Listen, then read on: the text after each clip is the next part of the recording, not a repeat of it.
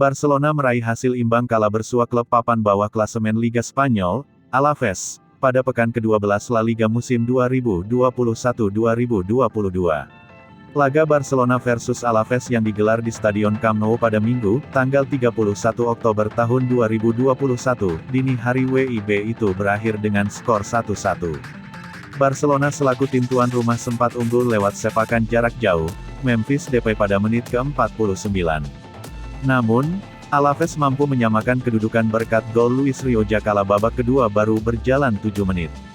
Hasil imbang ini menjadi pukulan bagi Barcelona yang baru memetik satu kemenangan dalam 5 laga terakhir di Liga Spanyol.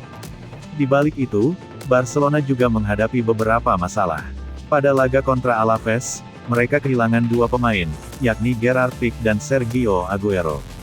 Berdasarkan laporan Marca, Gerard Pique terpaksa ditarik keluar pada menit ke-70. Bek berkebangsaan Spanyol itu tampak terpincang-pincang saat berjalan ke tepi lapangan.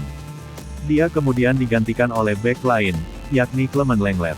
Sebelum Gerard Pique, Barcelona sudah kehilangan Sergio Aguero yang disebut mengeluh pusing dan sulit bernapas pada akhir babak pertama.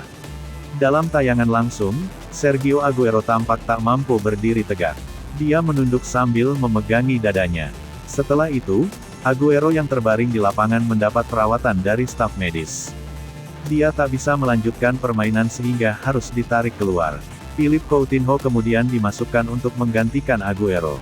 Sport.es menulis, Aguero harus meninggalkan stadion dengan ambulans untuk menjalani pemeriksaan lebih lanjut.